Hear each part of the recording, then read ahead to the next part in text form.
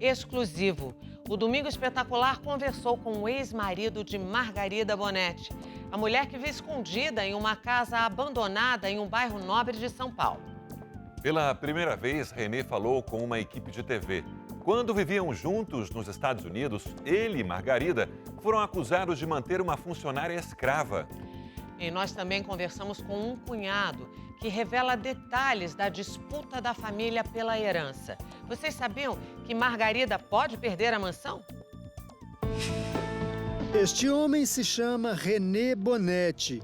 Ele vive nos Estados Unidos e é personagem central de uma história que combina romance, crimes, intriga e mistério. No final da década de 90, Renê foi acusado de manter ilegalmente no país e em condições de semi-escravidão uma empregada brasileira. Condenado pela justiça americana, passou 6 anos e meio na prisão e perdeu tudo que tinha. A ex-mulher dele, Margarida Bonetti, foi acusada pelos mesmos crimes, mas veio para o Brasil e nunca mais voltou aos Estados Unidos.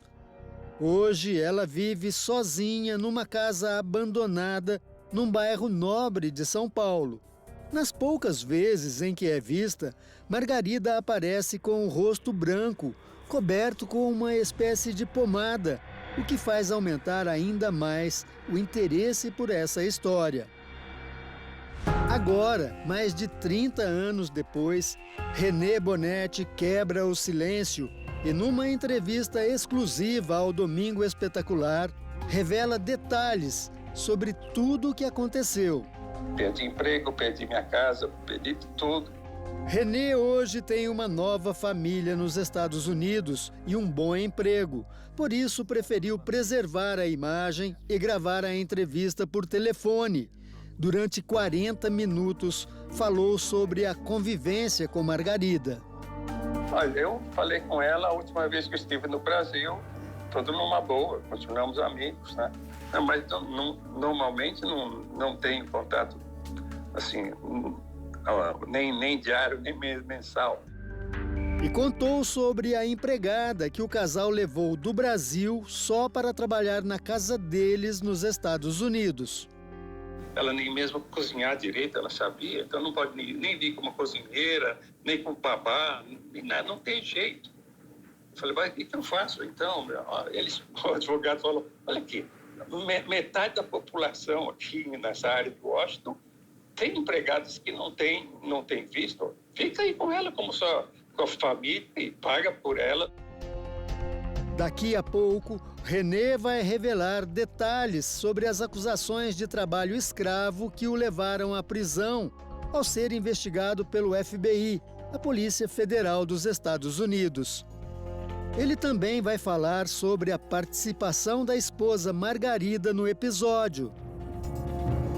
Mas antes, vamos voltar à casa abandonada onde Margarida se refugiou depois de vir para o Brasil. A vida de Margarida Bonetti se confunde com a casa onde ela nasceu. Uma mansão que já foi considerada uma das mais bonitas do bairro, mas que há quase 20 anos não passa por nenhum tipo de reforma, reparos ou manutenção. O resultado é uma mansão decadente, cheia de sujeira e que parece abandonada. Só parece, porque Margarida continua vivendo ali dentro, sozinha, reclusa, e não admite a possibilidade de sair daqui.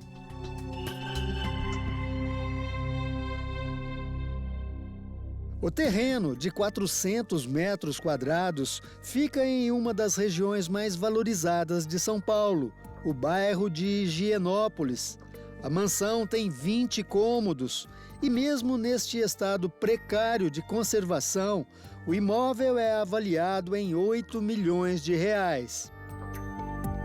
A família se mudou para cá em meados da década de 1950. O pai, Dr. Geraldo, era descendente de barões do café. Neste endereço, Ele e a esposa, Dona Lourdes, criaram as 3 filhas, Marilu, Rosa e Margarida, a caçula da família. As fotos anexadas ao inventário revelam como era o interior da mansão. Obras de arte nas paredes, estátuas de bronze e uma vida social intensa. Os jantares eram servidos em prataria portuguesa. Foi em um desses jantares que Ernesto conheceu a futura esposa, Marilu, a mais velha das 3 irmãs. Eu convivi com aquela família naquela casa, eu visitava os finais de semana, né? Porque eu comecei a namorar a filha deles, tá certo? Já Margarida começou a namorar René Bonetti, um engenheiro com carreira promissora, com quem se casaria e teria um filho.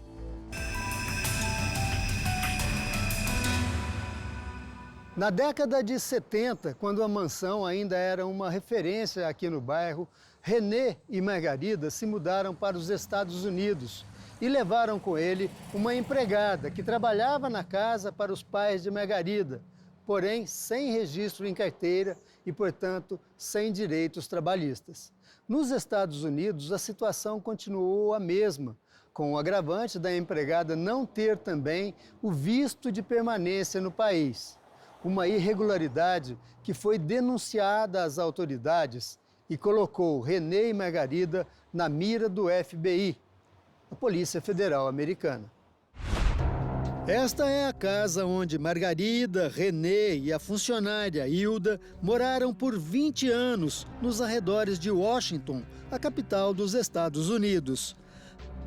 A vida, aparentemente tranquila, sofreu uma reviravolta no início de 2000, quando o casal foi acusado de escravizar a empregada brasileira. Ela recebia normalmente, recebia aí no Brasil porque não podia receber aqui. Recebia o salário mínimo de empregado. Era depositado para ela aqui no Brasil, é isso? Eu só guardava o dinheiro dela, né? Uhum. Quando ela pediu, ela me dá meu dinheiro, eu fiz um cheque e mandei para o advogado dela. Aí ela mandou de volta. Não, isso aí é muito pouco. Nós queremos $1 milhão. Eu falei, tá muito bom. Onde é que eu vou arrumar $1 milhão? Segundo a investigação, Hilda era obrigada a viver no porão, sem banheiro e janelas. Agressões físicas eram rotina. René disse que tratava bem a empregada. Ela precisava de dinheiro, qualquer coisa eu dava. Precisava de dentista, eu levava, pagava. Precisava de roupa, a gente pagava e comprava. Ela comia o que a gente comia. O engenheiro contou que Margarida começou a agredir a empregada depois que passou a tomar um remédio para emagrecer. Começou a brigar com a Hilda, quase todo dia. Qualquer coisinha de errada que a Hilda fazia, eles brigavam. Um belo dia, as duas se saíram a tapas, uma com a outra. A Hilda saiu correndo de casa, foi se queixar com uma vizinha. A vizinha ofereceu trabalho para ela, falou, traz seus documentos, que eu te emprego aqui.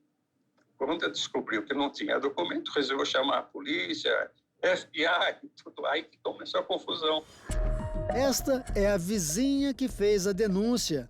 Ela confirmou o caso ao Domingo Espetacular, mas preferiu não dar muitos detalhes. René Bonetti foi condenado pela Justiça Americana a 6 anos e 6 meses de prisão. Ele isentou Margarida de toda a responsabilidade. Sim, ela brigou com a Hilda, tudo bem. Mas, ademais disso, a culpa foi minha, que eu mantive a Hilda lá e eu devia ter mandado ela de volta para o Brasil. Isso não teve nenhuma culpa dela. Foi quem resolvia as coisas de visto, advogado, tudo era eu, né? Nós conversamos pela internet com este amigo do René, que também mora nos Estados Unidos. Ele vendeu a casa dele e assumiu toda a responsabilidade sobre o que tinha que pagar. E parece que ele ainda paga até hoje. Parece que uma parte da dívida com o governo federal ele teve que parcelar em não sei quantos anos e está pagando até hoje. Eu não consigo lembrar de uma pessoa no meu círculo de amizade que seja mais generoso, mais bondoso, que tenha um coração mais puro do que o René. A empregada foi levada para um abrigo e ainda vive nos Estados Unidos. Depois de cumprir a pena, René também continuou por lá. Ele se divorciou, casou de novo e tem um outro filho. Mas antes mesmo que René fosse preso, Margarida fugiu para o Brasil. Alegou que viria cuidar da mãe que estava doente. Dona Lourdes morreu em 2011.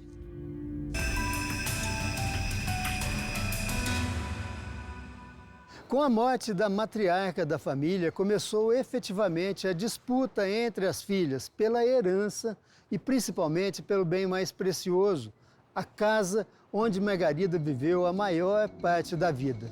Esta briga está na justiça e envolve acusações que vão desde falsificação de documentos até uma espécie de ocultação de cadáver. Para René, a história da mansão abandonada e dos supostos crimes de Margarida só vieram à tona por causa do alto valor da casa e do terreno onde ela fica. E que por trás de tudo estaria Ernesto, que mostramos no começo da reportagem. Ele é casado com Marilu, uma das irmãs de Margarida, e, segundo René, interessado na venda da casa.